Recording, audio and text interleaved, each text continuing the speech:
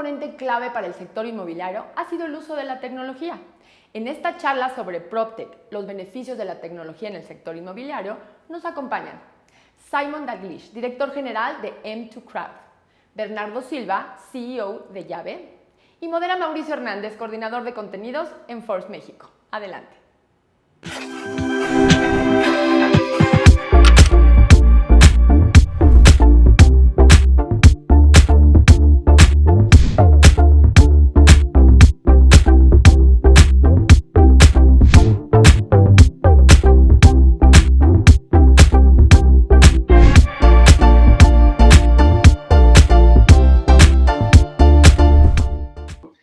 Amigos de Forbes México, ¿cómo están? Yo soy Mauricio Hernández, coordinador de contenidos de Forbes México, y les doy la más cordial bienvenida. Hoy, en el marco de nuestro foro Forbes Conecta Real Estate, la reivindicación del negocio inmobiliario, hablaremos un poco sobre el PropTech y los beneficios de la tecnología en el sector inmobiliario. Me da mucho gusto para esto darle la bienvenida a Simon Dalglish, que es director general de M2 Crowd, así como a Bernardo Silva, que es CEO de Llave. Bienvenidos y muchas gracias por estar aquí. Pues bueno, sin más preámbulo, me gustaría comenzar con una pregunta para ambos, ¿no? En los últimos años hemos visto una evolución grande en el sector inmobiliario, gracias al uso de tecnología. Dada su experiencia, ¿cómo les fue a las empresas PropTech en 2020? ¿Cómo les afectó o los impulsó? Si quieres, Simón, comenzamos contigo, por favor. Claro que sí, mucho gusto y muchas gracias por el espacio. Realmente 2020 fue un año que arrancó un poco como normal, más o menos, ¿no? Y de repente realmente hubo un freno de todo, ¿no? Realmente marzo y abril fueron casi como meses perdidas.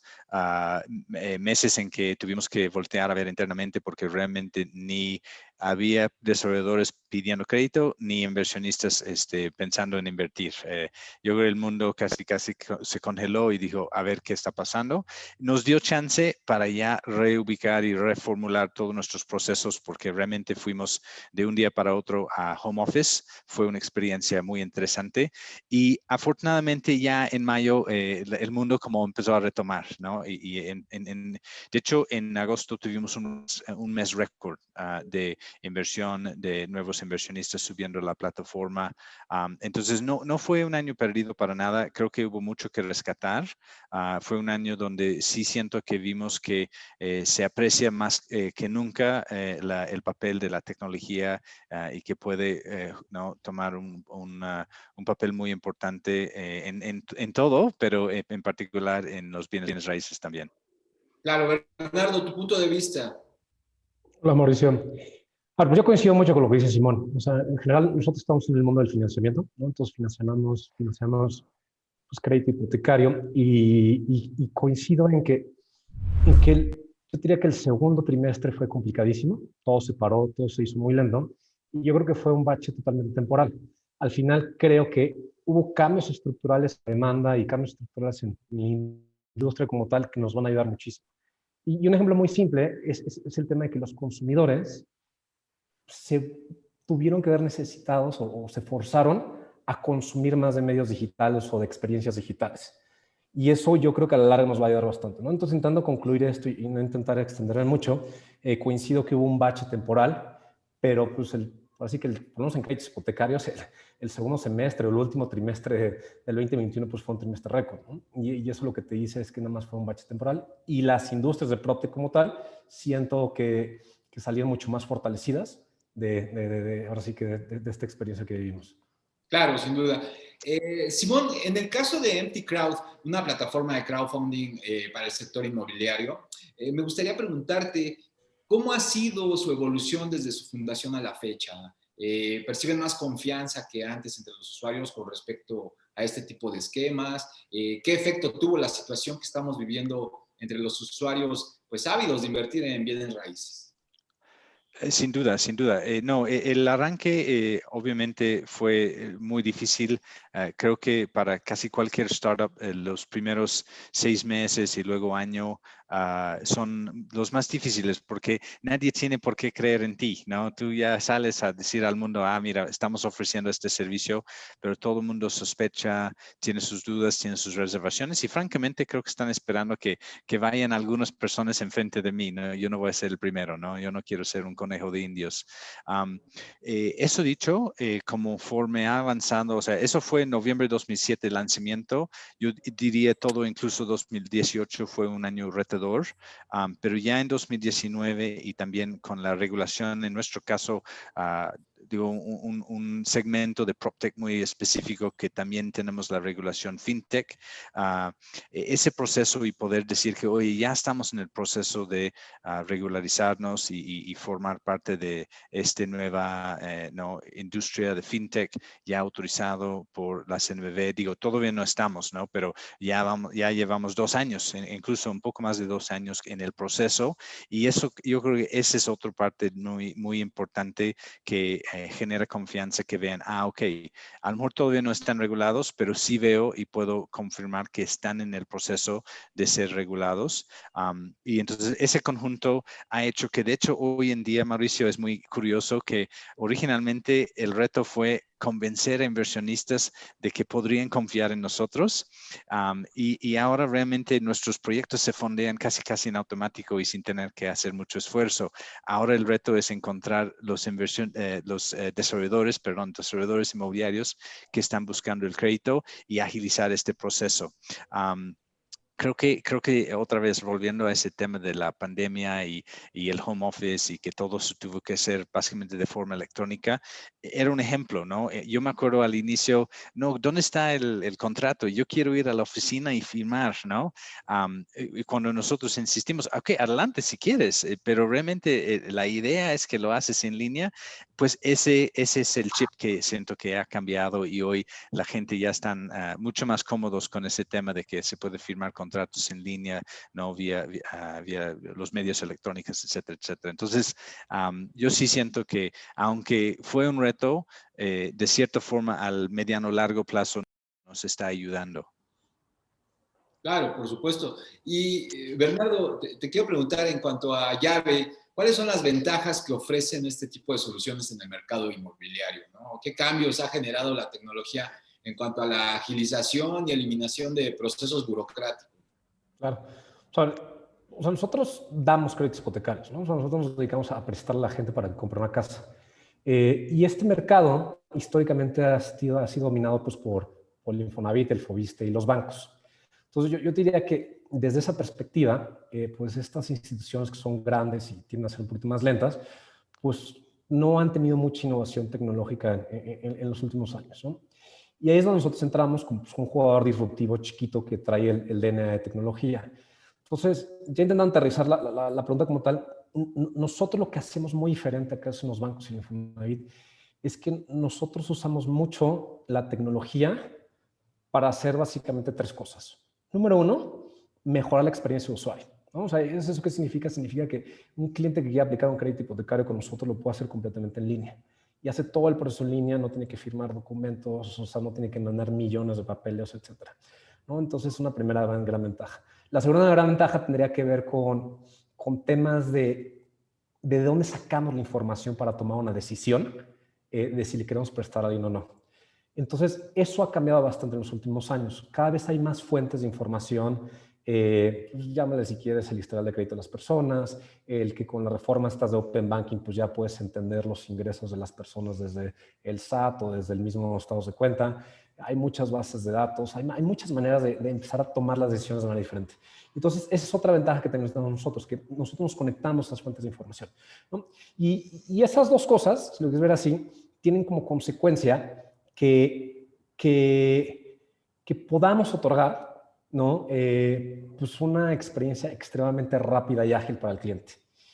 Y la segunda implicación de eso es que como podemos otorgar un crédito hipotecario muy rápido, muy ágil, a tasas idénticas a los bancos, a veces más baratas, es que los otros jugadores del mercado inmobiliario, llámale los real estate companies o los desarrolladores, pues cada vez nos buscan más a nosotros para que les ofrezcamos nuestros créditos a sus clientes.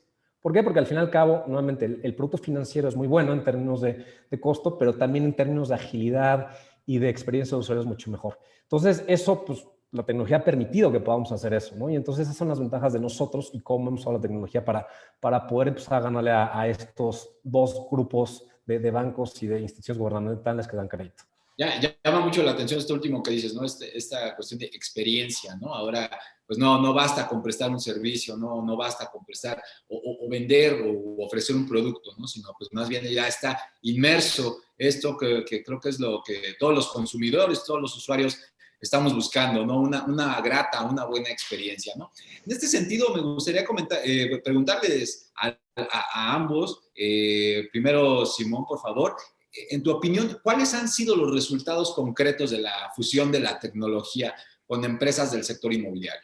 Pues yo creo que uno sin duda es este cambio de mentalidad, ¿no? De que no todo tiene que ser firmado físicamente y una serie de cosas que estamos acostumbrados a que siempre sea de cara a cara. Y esto, otro impacto real es la eficiencia. Yo estoy convencido que estamos ahorrando mucho tiempo, sobre todo en una ciudad tan complicada como la Ciudad de México. Digo que lo amo, ¿no? Pero si de repente te encuentras con, híjole, media hora, una hora perdido en el tráfico, por lo menos se siente así. Entonces, esa es una gran ventaja. A lo mejor ya el encuentro final sigue siendo presencial, pero a lo mejor mucho del trabajo para llegar al final ahora sí se está prestando a que se hace mucho más rápido. Yo creo que no, el simplemente tema de que a lo mejor antes el home office era visto como cosa peligrosa que lo quiero, pero no sé qué, digo, eso a lo mejor es algo un poco más general, pero sí, sin duda siento que el impacto real en la calidad de vida, ¿no? Y en la eficiencia de las empresas y la percepción de los empleados hacia cuál es mi papel y sentir que realmente tengo un papel importante, no importa si lo hago en mi oficina o lo hago ¿no? en mi casa o en un coworking cercana donde tengo un excelente internet. O sea, hay muchas opciones y yo creo que nos ha vuelto todos más eficientes e incluso hasta más felices, ¿no? A pesar de tantas como a lo mejor malas noticias y preocupaciones que puede haber generado.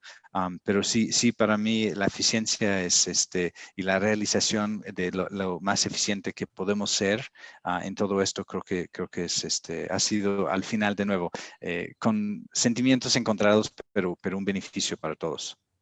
Claro. Bernardo, por favor, tu opinión. Sí, claro. Ahora, yo debería como que en dos vistas, ¿no?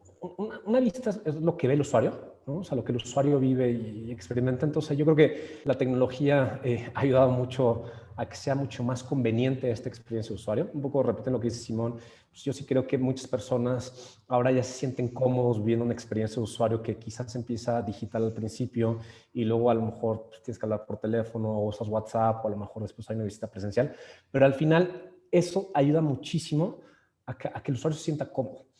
Adicionalmente, yo diría que desde la perspectiva del usuario, la tecnología ha ayudado también bastante a que el consumidor se eduque más. Entonces, cada vez ves más herramientas o blogs o foros para que el usuario se eduque más y entienda más lo que está haciendo.